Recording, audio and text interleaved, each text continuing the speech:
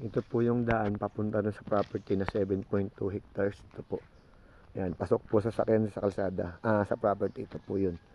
Ayun po yung pinakang main road. Yan. Andyan po yung pinakang main road nung daan na sa barangay road. Doon po sa unahan lang, sementado. Ito po ay rough road. Papunta po sa property. Pero hindi po siya maputik. Ganda po yung pagkaka rough road nila. Saka po hindi siya mabato na ano. Magandang umaga po mga kasama, mga buyers. Ito po yung property na 9 hectares kuya. 7? 7 hectares. Ito po yung palayan. Operational po yan. May mga tanim po yan. Ganda. Ang boundary po niyan, mula po doon sa may nyug na yan. Pag ganun, yan yung mga bahay po. Yan, mga nyug na yan. Yan. Pag ganun. Hanggang doon po yan. Yan. Yan. Yung mga bangkod na yan, kadikit na mga bahay, yan po yung boundary ng property. Pag ganun. Hanggang doon pa sa may dinaanan namin. Pasok po sa sakyan dito, andun po. Yun, yung pinasukan namin na yun. Yung po may pathway na yun po yung boundary. Pag ganun. Tapos hanggang doon po sa may yung bahay na yun, hindi pa naman po doon. Hanggang dito lang po sa may una na saging na yan pag ganun. Saka po yan, kasama yan. Yan. Palayan po ito ha. Operational po, tsaka po yun. Irrigated po ito. Yan. Yan na po yan. Yan. Tsaka kasama yung mga nyug na yan kuya no. Hanggang doon po sa may mga nyug na yung kasama po yan. Yan. Tsaka yan. Yan. Tsaka po yung mga nyug na yan. Tsaka po yan. Yan. Papunta ron. Tsaka yan. Yan. Kapantayan po ito. Wala po kayo dito makikita ang bundok. Yan. Gandang-ganda po nitong property na to. Yan. Pag ganyan. Punta lang ako doon kuya sa unahan ha.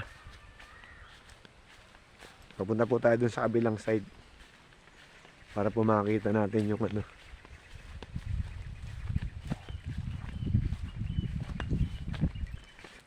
Dulas. Yan. Flatland po ito, flat. Wala po ditong bundok. Ito po may ilog. Ayan po, ilog.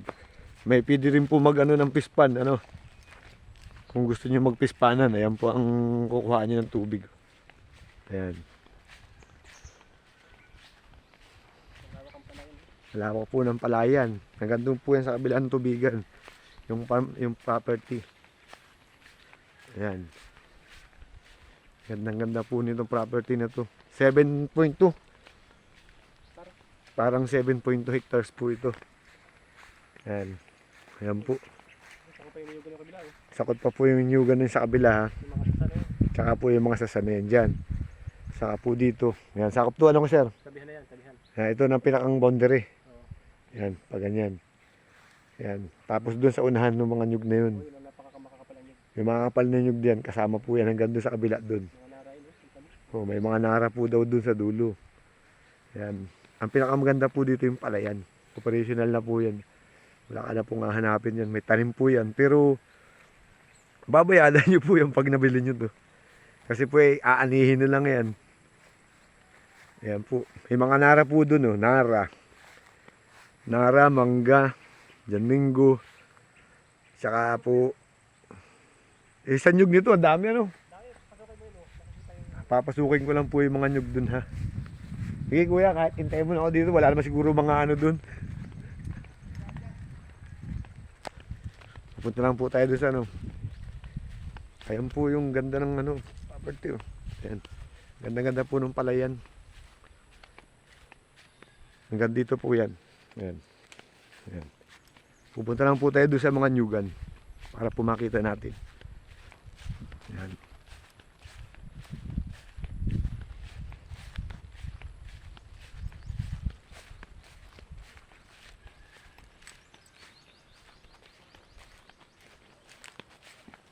Ayan yung mga nara nandyan oh. Ayan. Yung Janmingo. Tsaka po yung mga sasa. Hindi lang po kasama yung kalabaw. Ayan. Papasukin po natin yung mga madadaming nyug.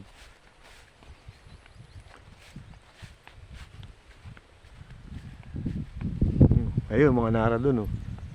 Ayan.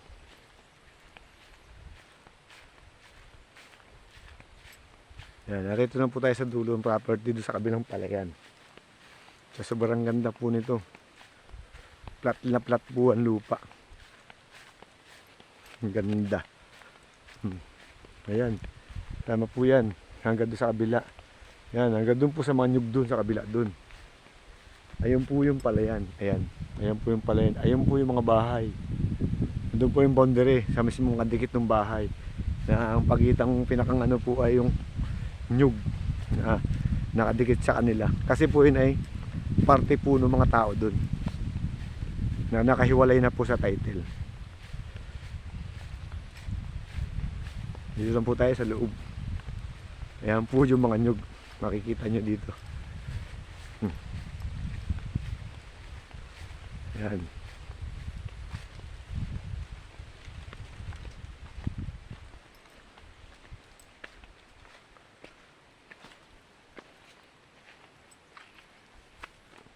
Ayan po ang loob ng likod ng ano ng palayan. Ayan.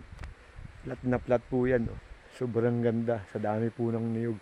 May sasa, may mga nara, may mga jimelina. Ayan po ang niyog. Dami. Makikita nyo po ito sa kagandahan.